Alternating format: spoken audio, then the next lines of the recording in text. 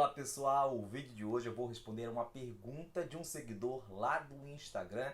Sabe o que ele quer saber? Ele quer saber se em grau recursal o uso das palavras autor, requerente, réu, requerido é possível ou apenas as palavras apelante, agravante, agravado, apelado, recorrente, recorrido que podem ser usadas. Pergunta muito interessante e que eu tenho certeza que é dúvida de muitos de vocês aí também. Fiquem até o final então, porque o vídeo de hoje está sensacional.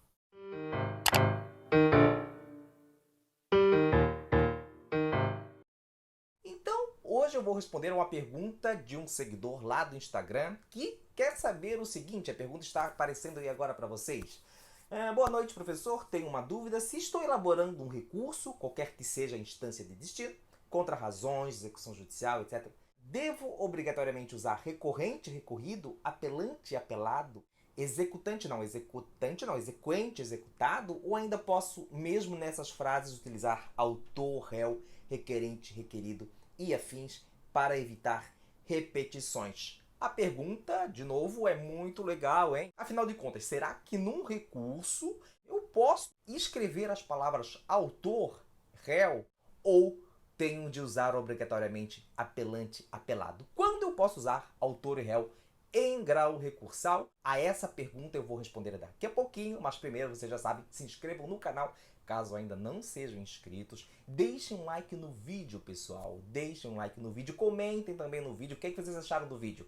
Comentem, assim eu sei se eu estou produzindo bons conteúdos ou não. E se gostaram do vídeo, compartilhem o vídeo também nas redes sociais, porque assim o meu trabalho fica cada vez mais conhecido. Simbora então responder a pergunta do seguidor. Ele quer saber, em síntese, né, se em grau recursal ele pode ainda assim usar as palavras autor, réu, requerente, requerido e afins. Bom, mas antes vamos fazer um acordo semântico aqui.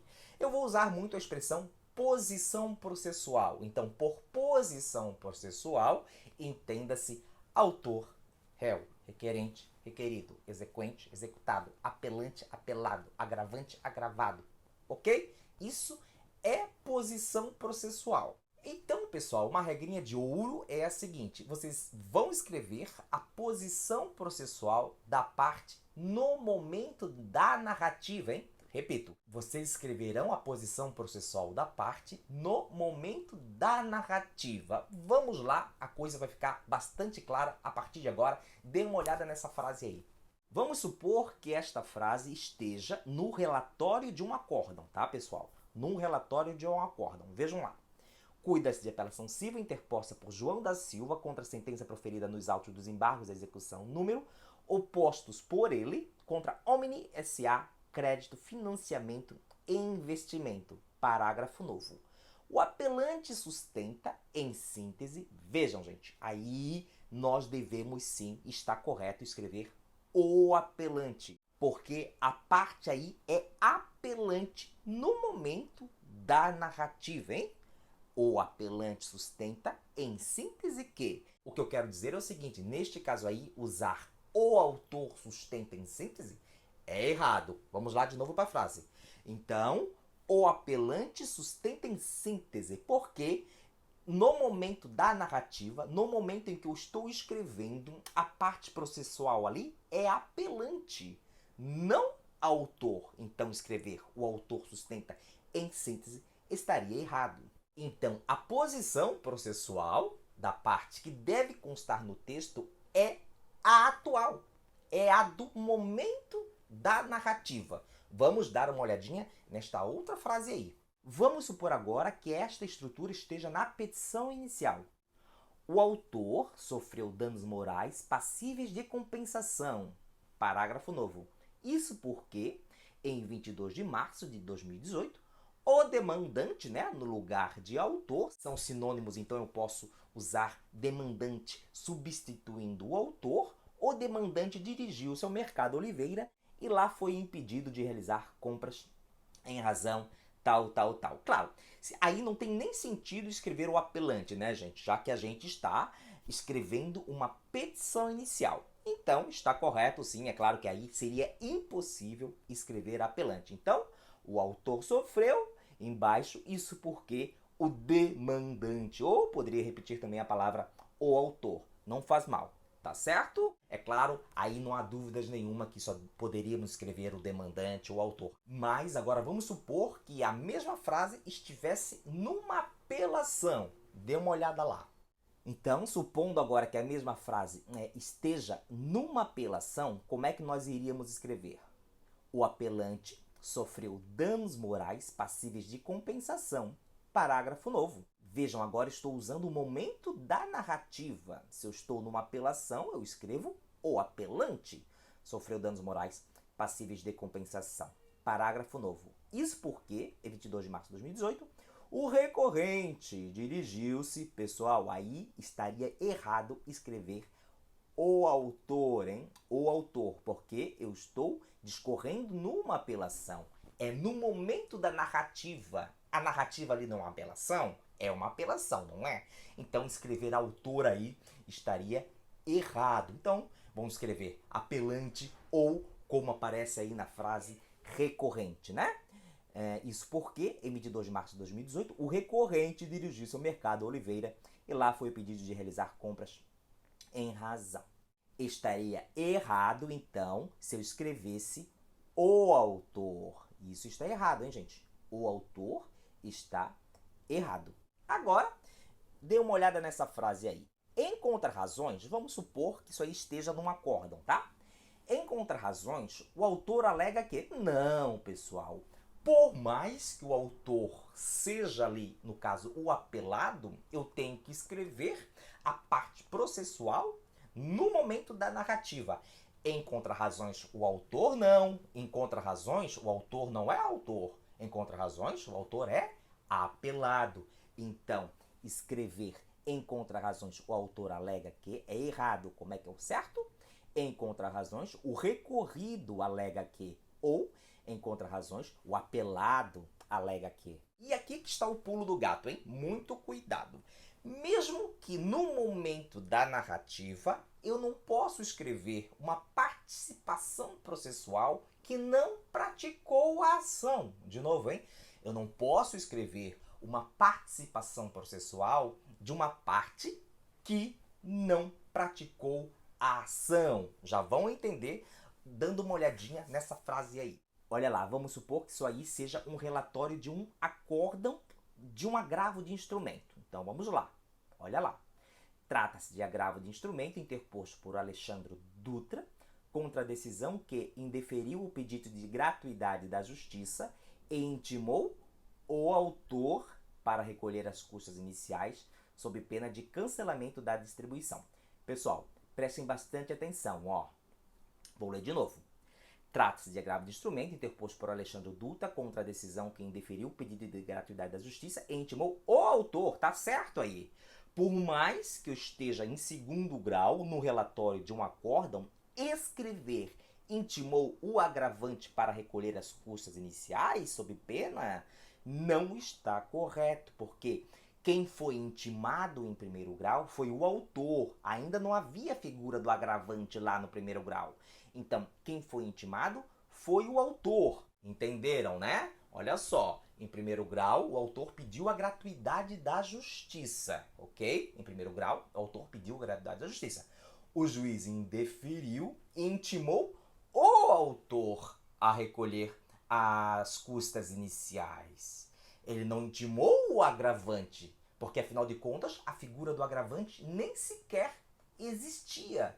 Legal? Então aí vocês devem escrever assim mesmo. Trata-se de agravo de instrumento interposto por Alexandre Dutra contra a decisão que indeferiu o pedido de gratuidade da justiça, intimou o autor. Escrever intimou o agravante estaria errado, gente. Intimou o autor. Não foi o agravante que foi intimado para recolher as custas iniciais, mas sim o autor, ok?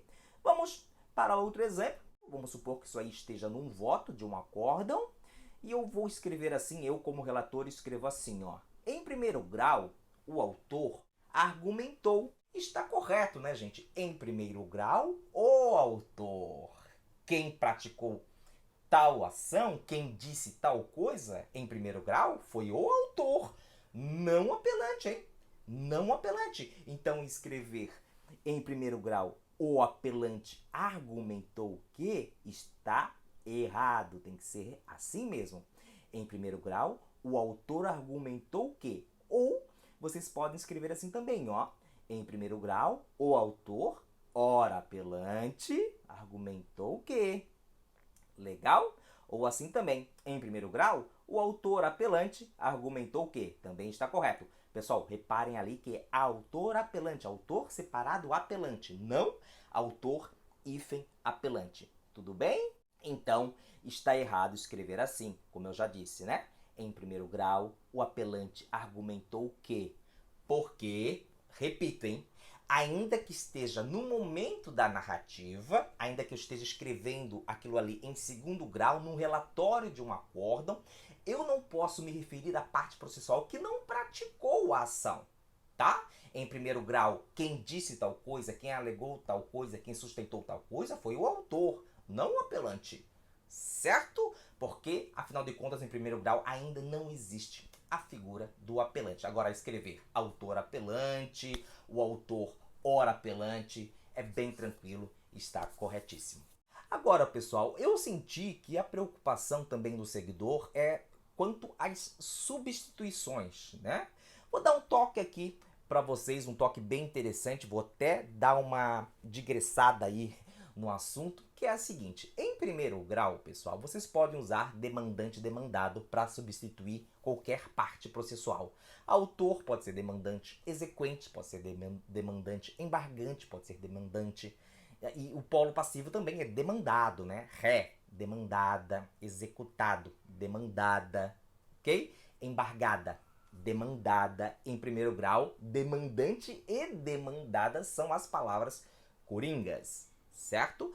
Em segundo grau, como eu vi aí que a preocupação do seguidor é não ter substitutos, mas há substitutos sim. As palavras coringas em segundo grau são recorrente, recorrido. Recorrente, recorrido. Então, ora usem apelante, ora recorrente. Ora apelado, ora recorrido. Certo? Recorrente, recorrido, vocês vão usar para o segundo grau, substituindo ali a participação processual nos recursos, certo? Vamos lá, um agravo de instrumento. Vocês podem se referir ao polo ativo do agravo de instrumento como agravante ou como recorrente. Apelação civil. Apelante ou, palavra coringa, recorrente.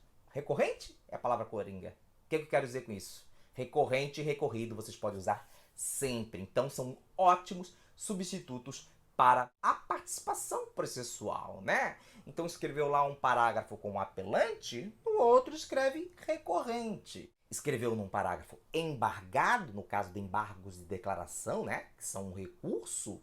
Escreveu num parágrafo embargado, embaixo escreve recorrido. É bem tranquilo e é bem simples. Espero que vocês tenham gostado, então, das dicas de hoje, gente. Vocês podem usar, sim, a palavra autor e réu em segundo grau, desde que apenas autor e réu poderiam ter praticado aquela ação. De regra, em segundo grau, vocês vão usar apelante, agravante, tá? Autor e réu não se usa em segundo grau, não.